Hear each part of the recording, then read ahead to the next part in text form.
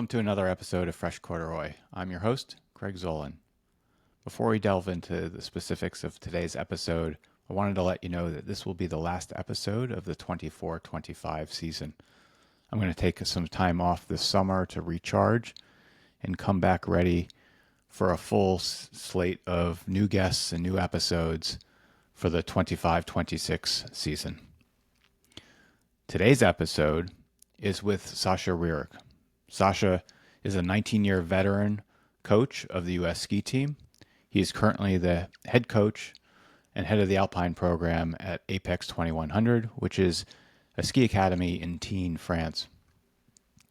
We talk about the differences in coaching between the U.S. and Europe. We also talk about the difference and similarities of coaching U10s and U12s, as well as national team athletes. We also talk about having common definitions for coaching, both for the coaches themselves and the athletes. And finally, we talk about creativity and how creativity is such an important part of ski racing. Now, let's go rip some fresh corduroy with Sasha Rearick.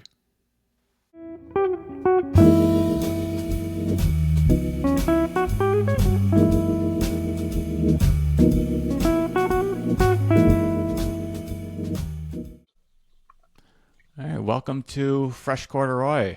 Today's guest is Sasha Rearick. Sasha, welcome. Thank you. Thank you for having me, Craig. I assume we're finding you in France? Yeah, I am. I'm in Tignes, France. We are in summer term right now at Apex 2100.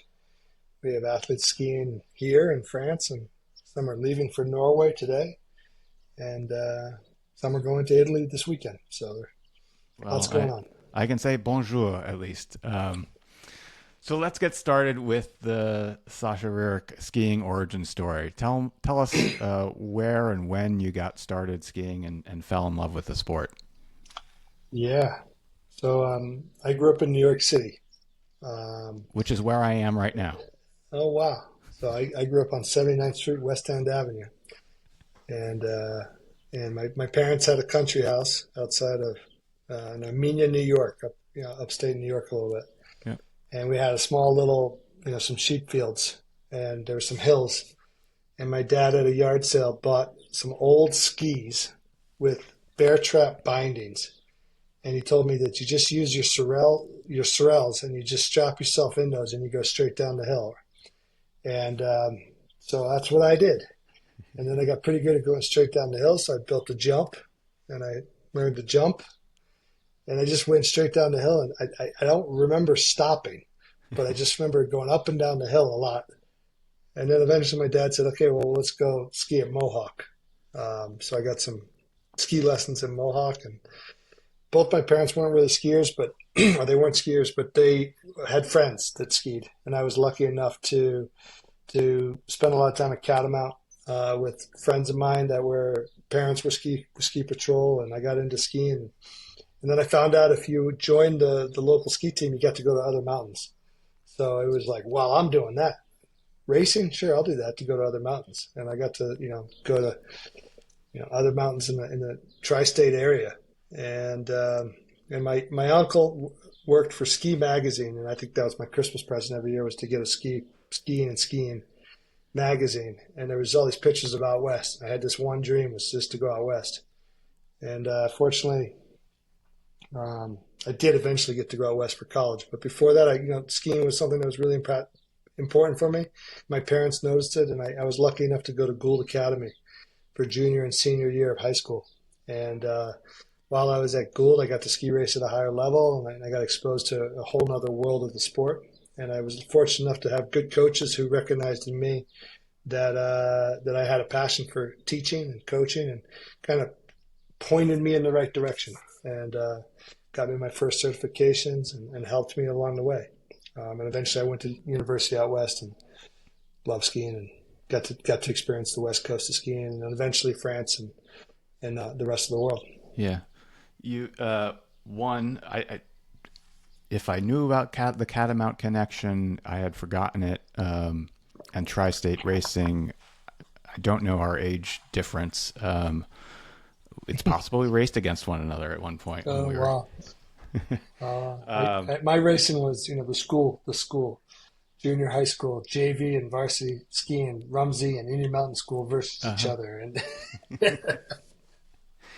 Yeah, no, I grew up in Connecticut, skied for the local public high school, but also raced and trained at Butternut. So literally, oh yeah, yeah, yeah. 15 minutes away from Catamount. And then when my son was growing up, he was in the Catamount program for a year before going off to academy to the Proctor Academy specifically to race and train more at a higher level, as you said. Um, so you you found, I guess, a calling for teaching fairly early on. You said, Gould, you started to identify the fact that teaching and coaching was a calling of yours. You've had, we can talk about the illustrious career that you've had, with the U.S. ski team.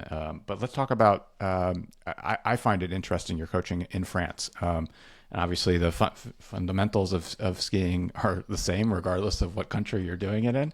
But tell us how you came to be at Apex 2100 and how you find, living and coaching in France, and if there's a difference between sort of the cultural aspects of it in France than there is here in the U.S. Yeah. So, I mean, I was fortunate enough to get exposed to the ENSA, which is the French ski instructor school, at a young age. And I went through that process 19, 20, 21 years old, um, where I really learned how the pedagogy of teaching and the fundamentals of the sport. And then I came back to the United States with that experience, which I think really helped me in my coaching because it differentiated myself. So I had this connection to Teen Val d'Isère from 16, 17 through about 21, 22 years old.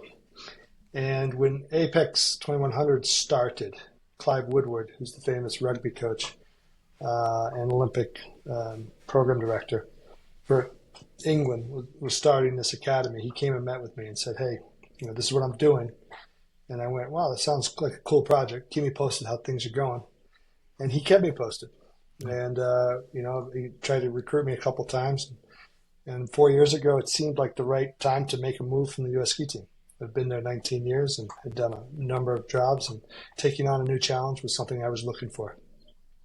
Going back to a place where I had been and I'd loved, and I knew the big mountains that were here, and I thought it was a unique challenge and a unique opportunity to give back what I'd learned at the highest level and in the junior levels, to bring that back and to create a school system of training and work with coaches.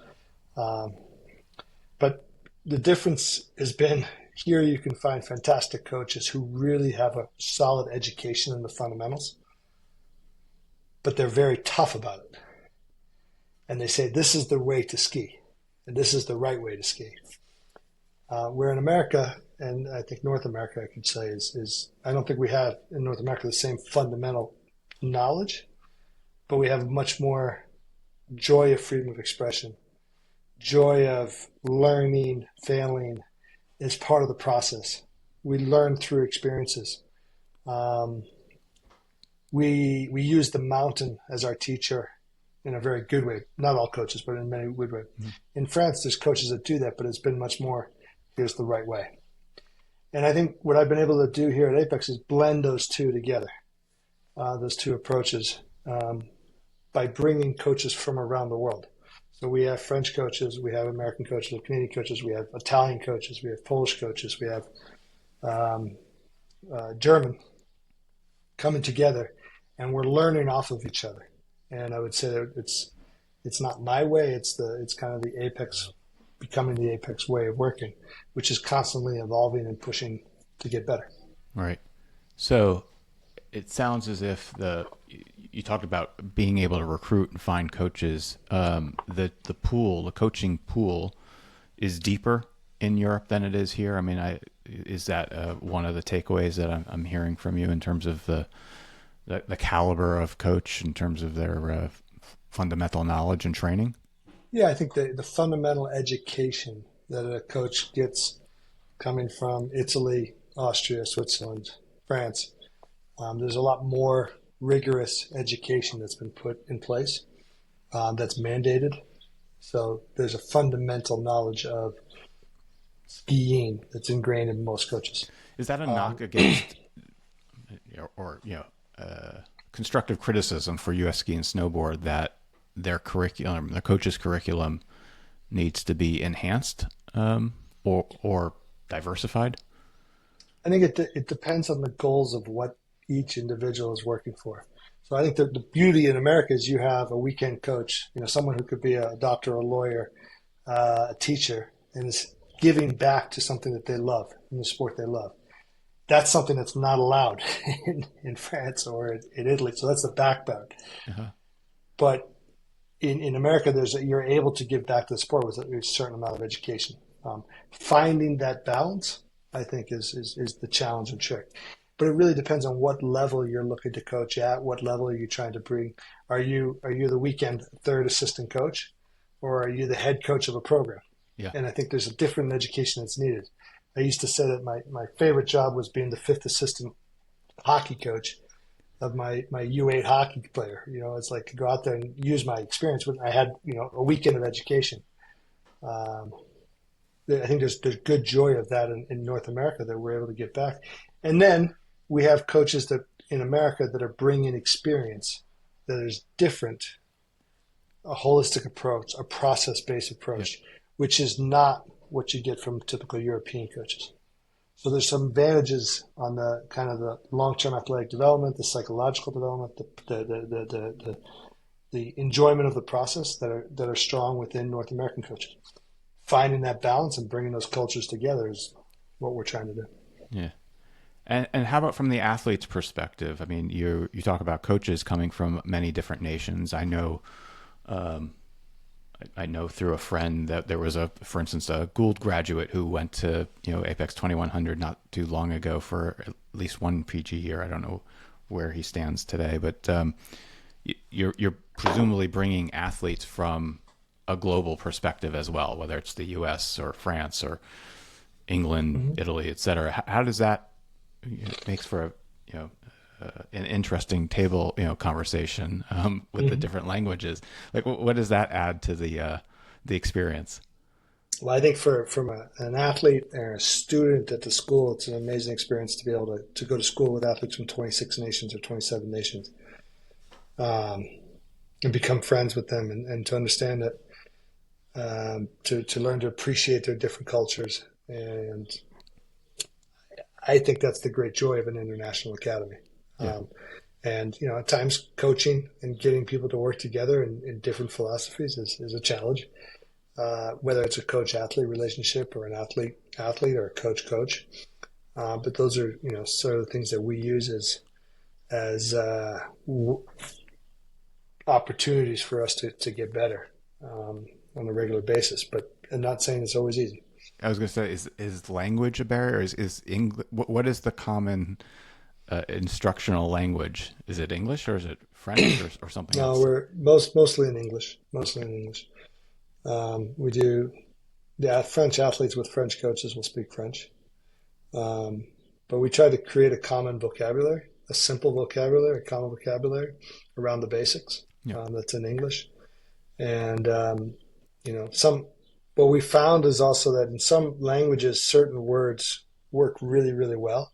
And you translate the words into the other language, they don't work. French language is good for technical stuff. Tactical stuff, it's not great for. It's not a good English language for tactical stuff. It's fantastic. Interesting. Yeah. Je parle français un petit peu, so that's about the extent of my. Mm-hmm. I wish I knew more of the language to understand that nuance that you're describing. Can you give me an example of in English of where it's great for technical but not tactical? I mean, for example, skiing a line that's less pinchy. A common term would be ski a deeper line in English, or to have a different angle of attack. Those are they're action words towards doing something. instead of a word of don't turn too early. Um, and in French, they don't have those words.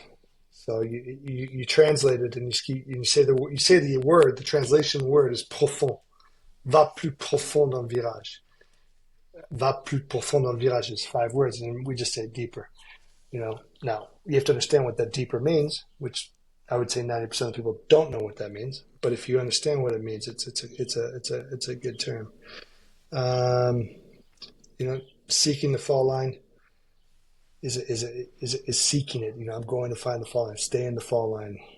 Ski a more direct line. Those are words. They're ones that work well in English.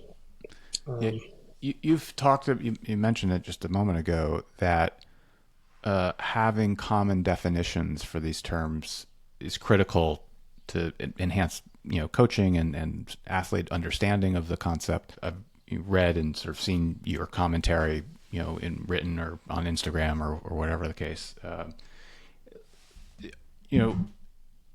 How do we, as a coaching community, think about that in terms of definitions and common understanding of terms and definitions, so that we can, both coach and teach one another as well as the athlete?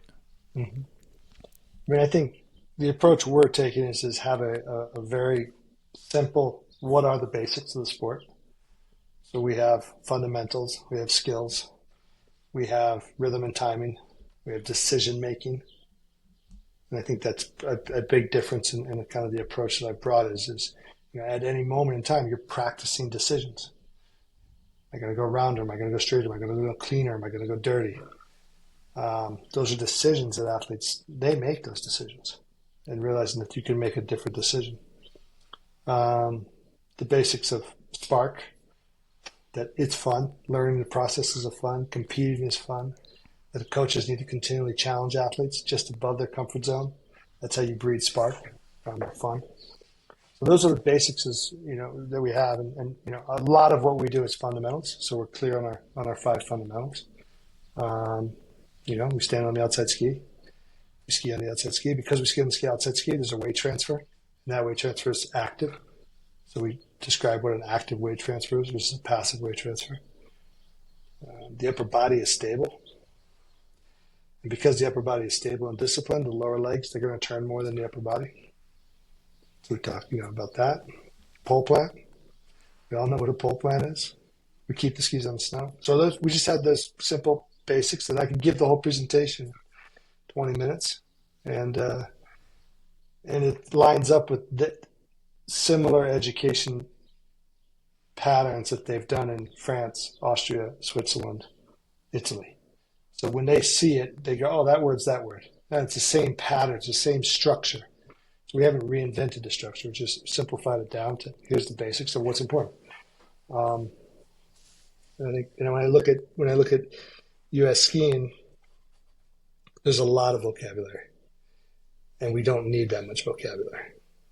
Some of the best coaches I've worked with, whether they're from Austria or France or American coaching in French, you don't have that many words, so you use them really well and precisely, and you actually end up coaching much better.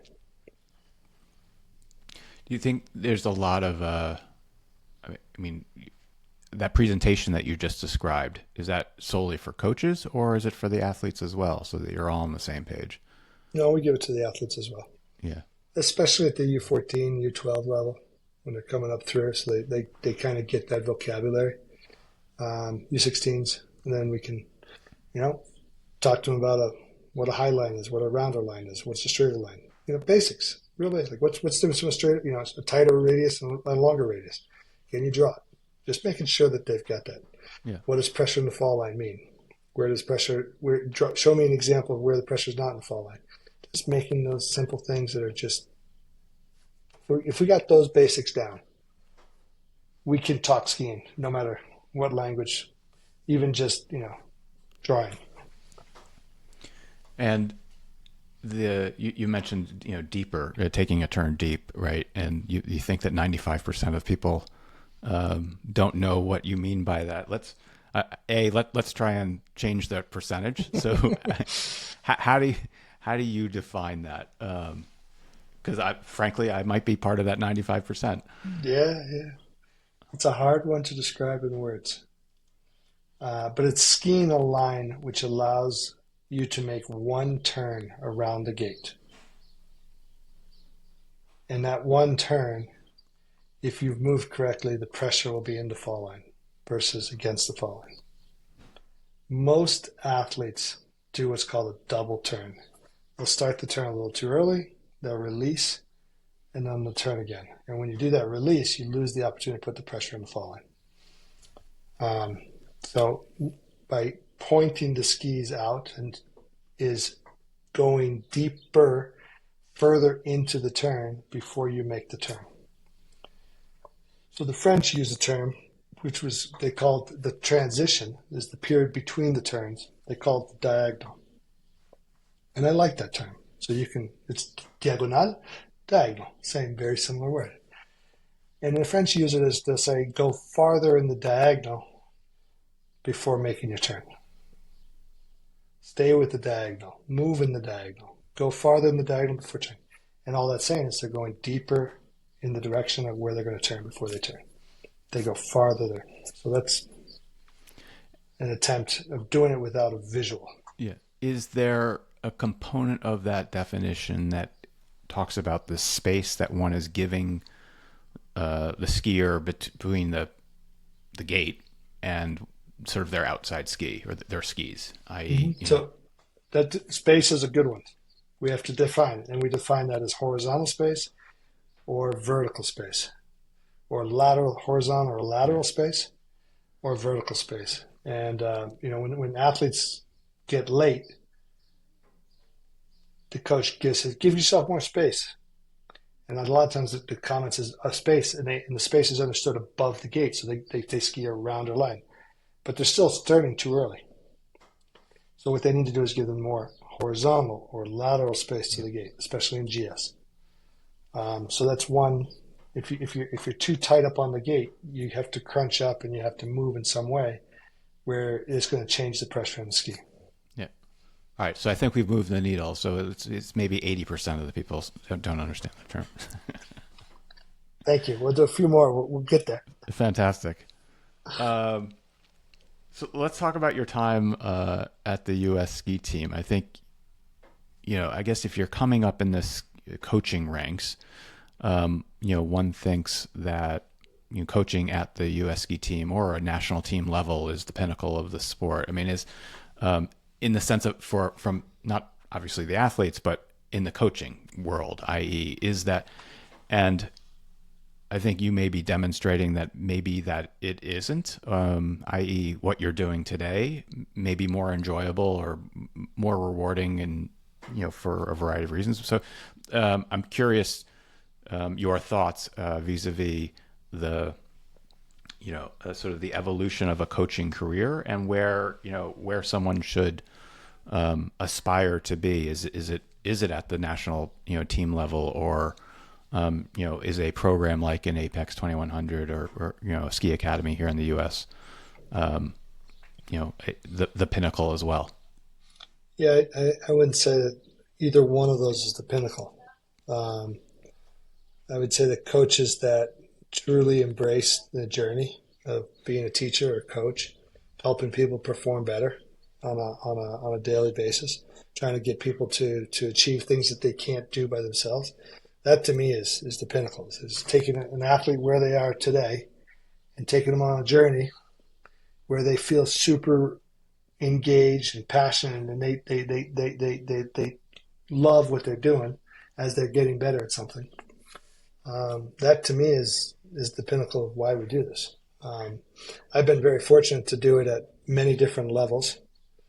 I've been fortunate to do that same challenge as a director. When you're working with young coaches, you're doing the same thing, or young staff members, whether they're, servicemen or physical therapists or conditioning coaches or nutritionists or chefs. You're taking them where they are now, and you're going on a journey together. And when you're pushing the boundaries of elite sport, that journey is tough. There's going to be ups and downs, and it's you know, I think doing it in a place where you're really trying to be the very best puts pressure on you, and it makes you really have much more sense of urgency to get better, which is why I like elite sports. Um, and when you do that, whether you're doing that at the Europa Cup or the World Cup or at a U12 level, um, and you're bringing that same characteristic to it, I think is the pinnacle of joy of doing it. Probably the most enjoyable place for me to coach was the Europa Cup level, because the Europa Cup level, I mean, it is cutthroat. I mean, you have 30 guys within a second after 2 runs. I mean, it's so tight, the competition, and there's no media, and there's no fancy hotels and this and that. It's just a pure grind. It's trench warfare. So as a coach, it's amazing because you have probably the greatest opportunity to make the biggest influence on athletes' careers and help them along. World Cup is a different show. It's a different World Cup, and Olympics is a different thing. And there it's so much more about attentiveness to details and making sure the athletes are getting what they need at that very moment so they can express themselves the best they can. And being able to do that repeated weekend after weekend after weekend. You talk about the athlete expressing themselves. That's an interesting term to, one often says you want the athlete to perform, but I think of expression as more creative, and I don't know if that's intentional or not on your part. But it's absolutely intentional. You look at the very best in whatever they do, It doesn't matter if it's podcasting or being a lawyer or being a teacher. They're going to be exceptional because they're being free in the way they can express themselves. And, you look at Michael Jordan, he was calm and relaxed, but he had a way of expressing himself that was free. And when you get so technical, do this right, do this right, do this right, all of a sudden you freeze, you block up that freedom. And what comes out of that human, whether it's giving a speech or going down Kitzbühel, becomes stiff. It becomes mechanical. And if you're going to be the very, very best, and you're going to push the boundaries of what's possible, you have to be free. So that's something that I didn't come up with. Bodie exposed that to me. And if you watch Bodie, what he did, he was expressing himself. On his best days, he was expressing himself. On the days where he struggled, he wasn't.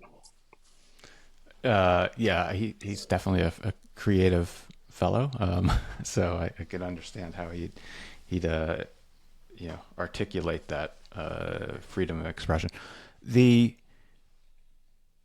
thinking about coaching and the fact that you talked about the difference here in the U.S. of the lawyer doing it on the weekends versus Europe not having that sort of flexibility. How do you?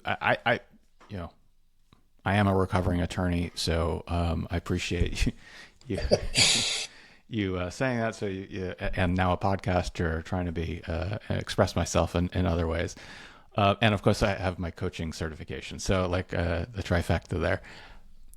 I think that's a benefit in expanding the pool of coaches, because I think in the U.S. It's challenging to get coaches sometimes, but it does have its downsides, which is not everybody has a racing background. They don't necessarily come from the sport, and so getting them up to speed, like the definitions and the language and lingo and all the nuances that go into the sport. How do you view that from a, if you were to build a progression, and I know you like that term in terms of coaching, of a coaching progression for people who are interested in the sport, whether they're, casual skiers or, they're racers who are looking for the next thing to do. Yeah. Well, first and foremost, I think, in North America, especially America, we have to be super thankful for people that have other careers and spend the weekends or their time off to give back to kids in sport. And that's something that we are fortunate to have people that love the sport and want to give back to the sport. So I think the first step is recognition of that's an amazing thing that we have. It's the strength of America. And second is then let's get all those people on the same page of what's important. So let's look at kind of, different age groups or across the cycle of the sport. What's really important about the sport? And let's get on the same page of that. And whether you're an administrator, a weekend coach, or program director, we can get on a common vocabulary on why are we doing the sport. It's not just, to eventually make the U.S. ski team or win an Olympic medal. There's many important things that this sport provides us as a development tool, as an athletic development tool, as a adolescent development process. It's amazing. Let's get on the same page on that. Second is then let's understand what the basics are of the sport. So understand what the fundamentals are. Let's understand what the basic skills are. We can present those things in a way. And then next step would be is then teach how do we identify what are the fundamentals that they need to improve on at what ages and give some examples of how to do that.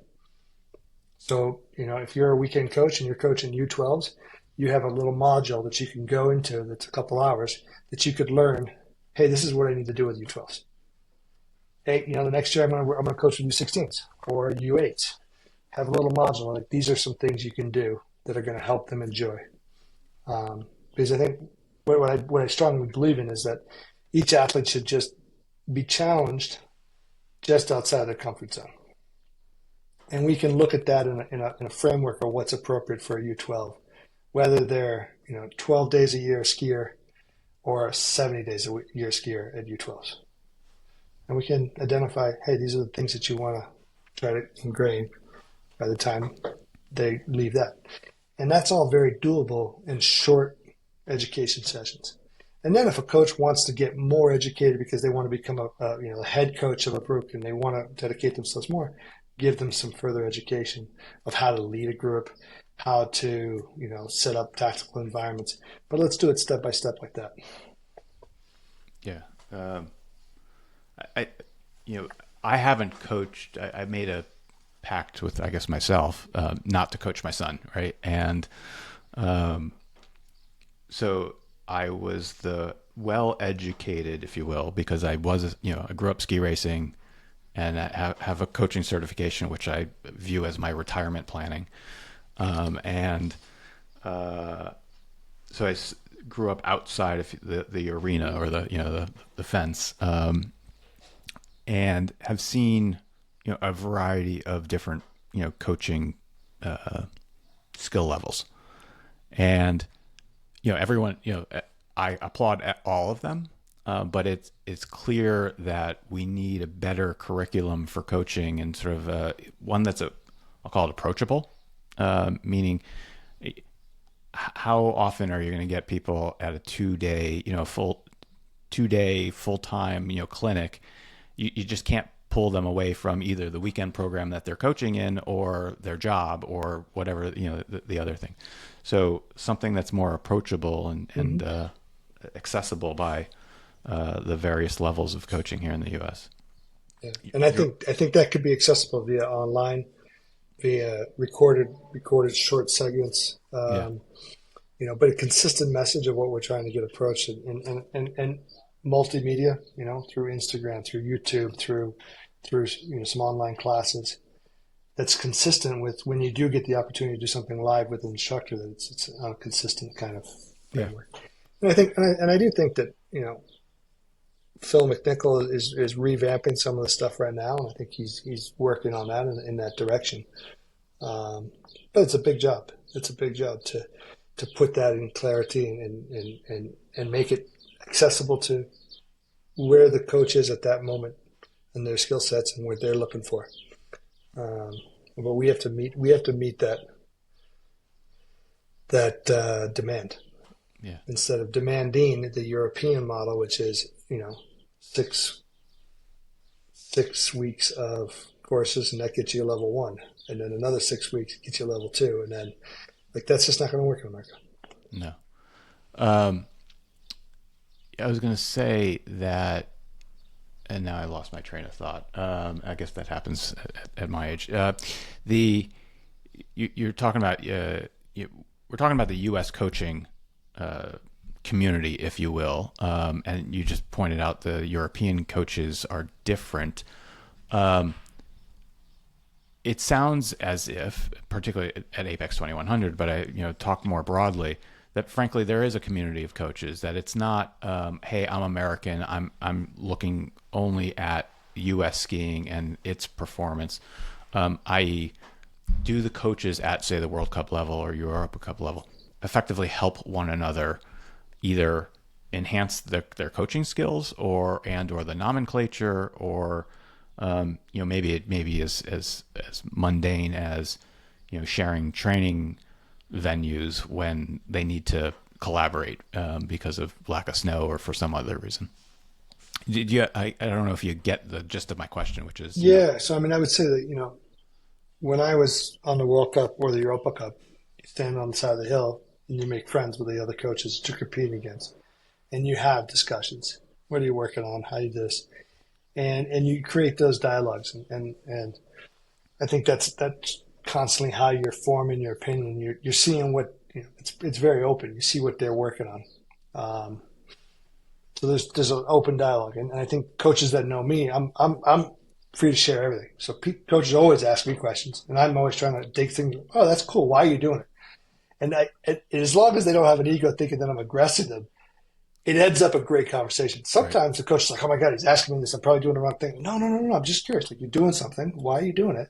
Let's talk about it. Yeah. And I learn from that process. And I try to instill that with our coaches. I think it takes a level of confidence to be able to go there, and we've pushed forward a real, trying to create psychological safety that we can have those discussions, that we can have those questioning and sharing.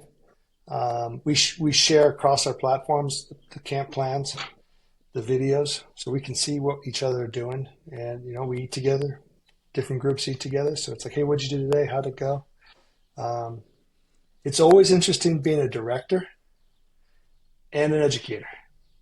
As the boss, people sometimes don't want to get educated by the boss. It's sometimes easier to be the educator to go into another program. So that's a balance that I'm working through, trying to figure out the right approach on that. And but what we've seen is a collaborative approach of learning together and bringing the cultures together and trying things. My big push right now is within the academy is much more free skiing. We have tremendous terrain here, and we have athletes that come from multiple backgrounds. Some of them are very good free skiers, but when they leave Apex, to me, they should be all fantastic free skiers. And I would say that that's an area that they've made great progress in their turns and their turn shape, Mm-hmm. but not enough progress in their free skiing. So that's something I'm pushing this year. Um, It's something I'm going to work on. I want to be able to pull a heli off of a jump, but um, let's talk about Apex 2100. I a few episodes ago had a conversation with Moot Nelson, who runs Proctor's program. We talked about the having an elite ski program within a boarding school community. That's not a purebred ski academy.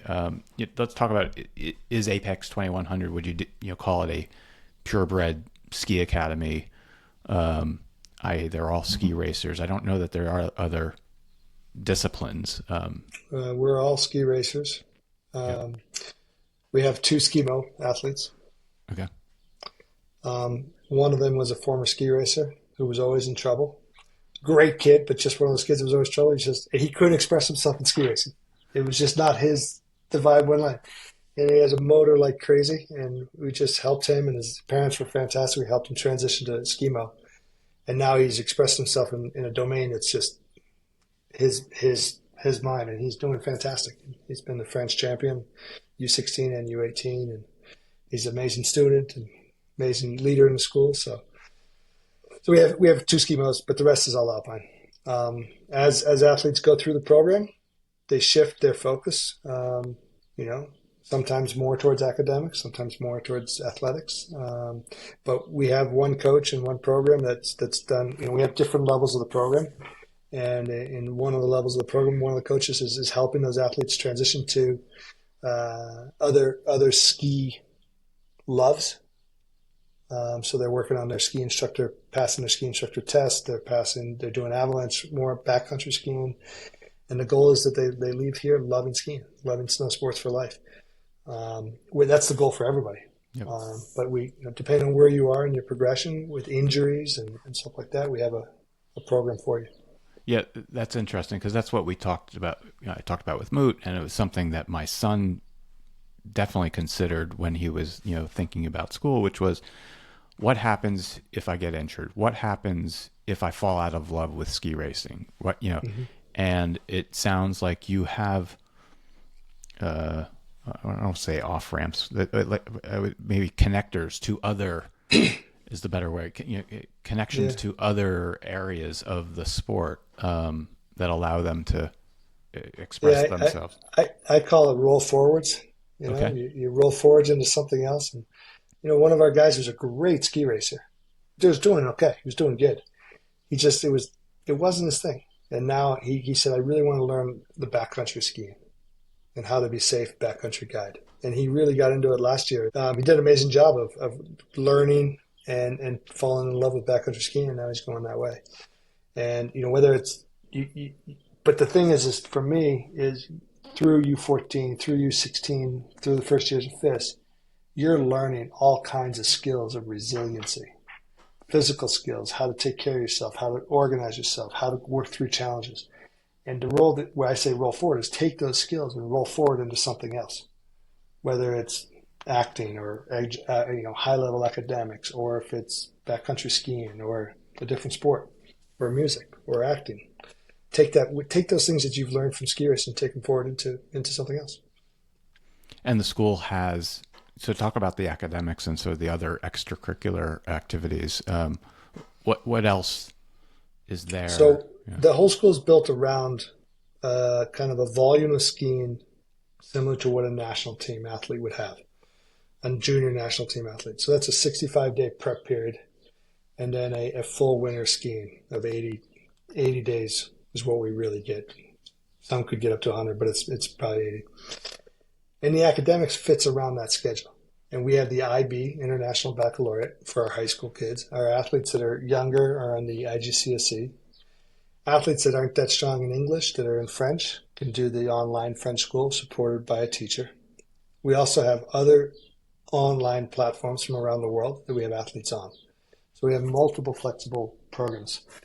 Within the IB, we offer the DP, which is the diploma program, which is the same program that the very, very best Swiss schools and international schools around the world offer. We also offer the CP, which is a more flexible program. Normally, the IB is in 2 years. We offer it in 3. So we spread it out. And the rhythm of the school, the rhythm of the teaching is based around their race calendar and their preparation period.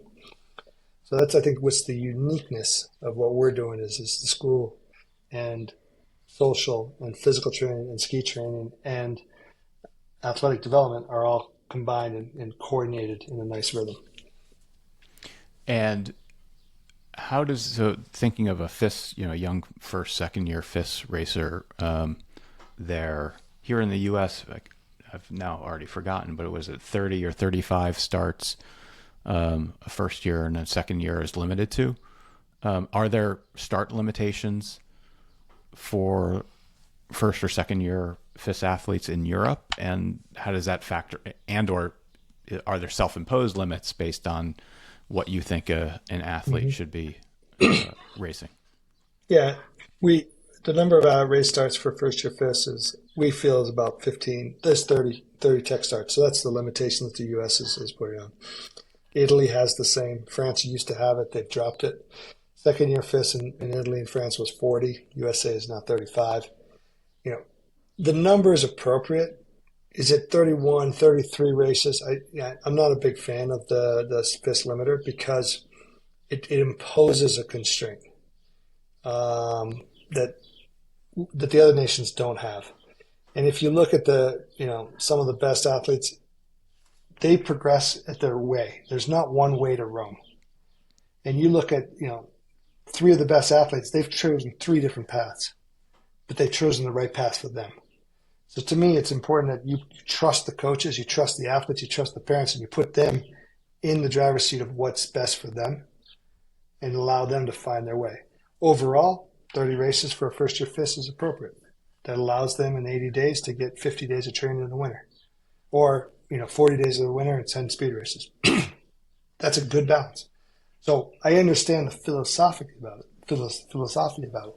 But mandating that because saying that that's the right way or that's the best way, our athletes, our non-American athletes race 32 races, 28 to 32 races. Right. Our North American athletes raced 28 races because there were some races canceled. Was that the big difference in their career long term? No. Let's focus on what's important, the basics. Let's get a balance of training. Let's organize speed. Let's organize tech. Let's look at going to a race when you're prepared to race and compete and learn from that and go back to the training. Those are what's important. Let's focus on those things. And what would you say to, young athletes, whether they're, U16s or just, entering their fifth years, in terms of thinking about their, call it career, but like, how do they advance in the sport? Regardless of what level, if they're at an academy, that's one thing. If they're at a weekend program at Catamount, it's a different, but there certain takeaways that every athlete should have, regardless of, what their aspirations are. It may not be to ski, NCAA here in the US, or it may be something other than that. So, yeah, I think that's the beautiful thing about skiing is you can enjoy it and you can learn and you can challenge yourself and you can get better at it and you can have setbacks, failures, errors, and learn from them. And for me, the key is whatever you are, is you have urgency to get better. Because that urgency of pushing your limit, trying to get better. And if you're just on that edge and you're finding, and you know clearly where you're going to go to get better, that's important. And that's where a good coach can help you. He's going to say, hey, this is where you are now. Here's where we're going. And then the athlete knows whether they're doing it right or wrong. And they're getting that instant feedback. And that's what's given them the endorphin rush or the dopamine feeling. They make it, they get it, they get dopamine, they fall in love with the sport. So you can do that at any place. You could do it at the indoor in New Jersey, or you could do it in, phenomenal training in France. But that's where, having a clear idea of where you're going, what you're trying to do, what are your goals, not results, process goals. What are you trying to get better at? Yeah. And having urgency to get better at that. And knowing clearly, am I doing it or not? The beautiful thing is that urgency to get better is a transferable skill. You talk about roll it forward, right? I mean, it doesn't matter what field you're in, whether it's getting better at, reviewing and drafting a contract, or getting better at looking in an Excel spreadsheet, discounted cash flow analysis, like whatever it is, like having that urgency to get better at whatever it is that you're working on, is transferable throughout life. So those are, one of the lessons that I think, skiing teaches, that, extends to the rest of the individual's life, which I think is fantastic about the sport. Absolutely. And it's like, I love it. Like, I mean, you can do it in any domain. And if the coach brings passion and enthusiasm to that process and connects with the athlete, man, the journey you go on together is amazing. But if it's about an outcome, about, certain points or a certain result, that's where that journey gets ugly and messy and not as enjoyable. Yeah. Talk about not enjoyable. How do you, I think every athlete probably goes through some spell or period where there's a challenge, right? There's a setback, and for whatever reason they are down, for lack of a better term, right? And how do you reignite the fire or the passion in those individuals, and or how do you get them to reignite that fire and passion in themselves? Yeah. So I call it the three killers of motivation. And I think we all go through this. We all go through as athletes, but I see it especially U16 ages. But see it along long ways. Is number one is comparison to others. So we compare ourselves to someone else, and they say, "Oh, why does he get that opportunity? Or why is she getting this?" As soon as I start comparing myself to another, that's when the motivation is going to go, and that's when you start to have burnout and those things. The other one, number two, is unrealistic expectations. And if you have expectations of a result or expectation that you're going to be so many points or this, the reality is as soon as you're just off of that, you're going to lose motivation. That's going to kill that drive and motivation. So the only thing you have to shift that to, I expect that I'm going to struggle. I expect that I'm going to work harder than everybody else. I expect this is going to be challenging, but it's going to be fun in the process of working harder to get better. Something. I'm going to give my very best effort every day. If you shift your expectation there, you can stay passionate and motivated all the time. If you can shift, it's hard to not compare yourself to others or feel that you're being judged by others, but just bring it back to what are the things that I can control? What are the things where I can put my effort on? Bringing it back to me. Where am I going to put my urgency to? You can keep the spark going real hard. The third one is perfectionism, thinking you are perfect. And athletes that they don't want to challenge themselves because they're afraid that they're not going to be perfect. That you got to get rid of. And that's been actually, out of all of them, the easiest one to get rid of. You just start to talk about it and say, hey, where you're learning is where you're making errors. I want you to make errors because that's where you learn. Every time you make an error, that's where you're making a step forward. Perfection in elite sport doesn't exist. You're seeking to get better. You're working to perfect your details, but you're never there. You're never perfect. So those are the three that I focus on when it comes to the motivation. And they work at U12s, U14, or World Cup athletes. And I have that conversation a lot with a lot of people. And it's a continual challenge we all go through. There's two things there. First, you mentioned early on in that statement that you find this happen a lot at the U16 level. Why is that? Why, if you have a thought as to why U16s are more afflicted with the burnout or... It's not the burnout, the comparison to others. Uh-huh. I think especially with your U16 girls, women, I think there's such a transition in their life. Hormonal growth, social. There's probably an evolutionary dominance or hierarchy or pecking order that we don't understand, that they don't understand, but there's probably something going on there. They're going through so much in life that they feel that everything is being judged and this. And the reality is we all are so worried about ourselves, we're not thinking about the others. So if you get them understanding that, hey, we're all going through this together, they're having the same thoughts. Because at that point, it feels like the whole world is just looking at you. Where the reality is they got their own problems. They're not looking at you. But I think that, for U16 girls, that's where it happens. I think U18 boys is where that happens. In general, there's exceptions to that, but and the more you can create your identity around working, overcoming challenge, and taking on challenges, loving the struggle, embracing that struggle, having urgency to get better. That I own this process. It's not you. I'm doing it for me, not for my parents. My identity is around that. And not my identities around this, I'm a ski racer who gets great results. Right. And that's where it's really being formed at those ages. And the problems there aren't necessarily manifest till they're 22, 23 years old. But that's where those problems will occur if the identity is too much wrapped around the result of a performance or a result of a competition. Great insight and agree with you 100%. One last thing before we wrap up. We've been talking a lot about working with U16s, U18s, youth athletes. But the other thing that, without having ever had the experience of working with a World Cup athlete, I mean, neither of us were ever World Cup athletes ourselves. And so I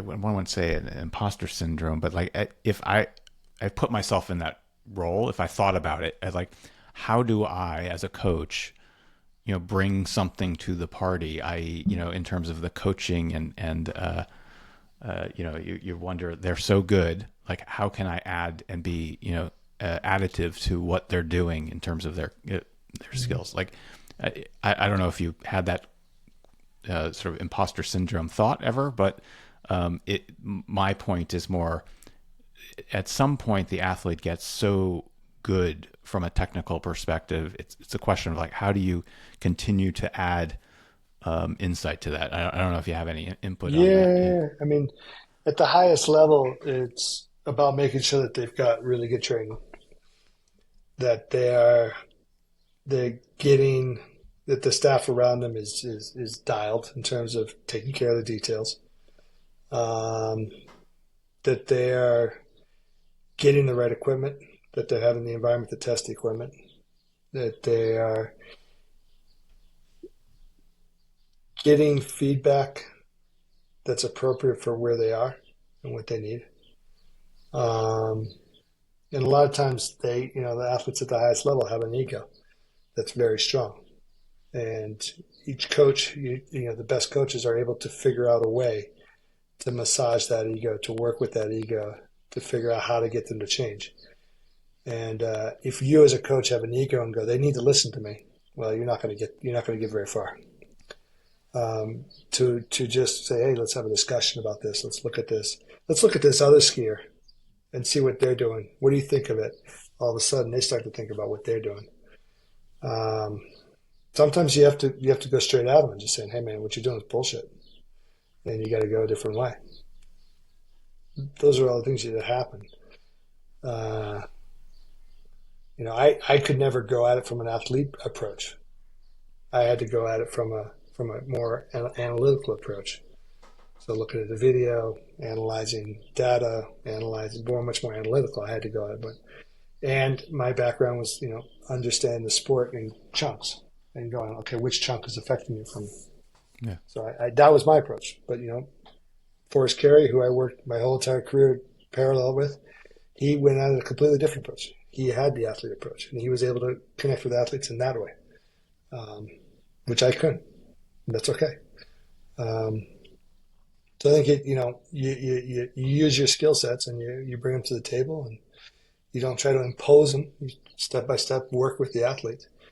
And if anybody thinks you say, how do you handle an athlete? You don't handle them. You're working with them, and you're working together to try to get better and faster, and or taking to give them skills that they need to improve on. Right. Terrific.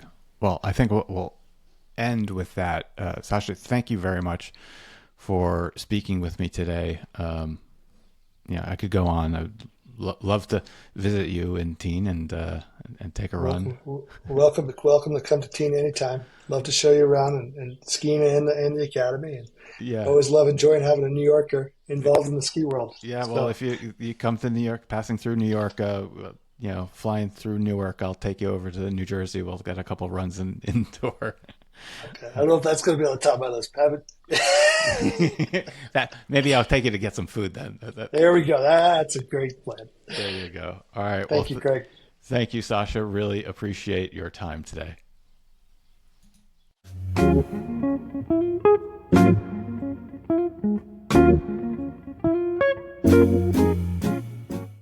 Well, thanks for listening to another episode of Fresh Corduroy. I hope you enjoyed that conversation with Sasha.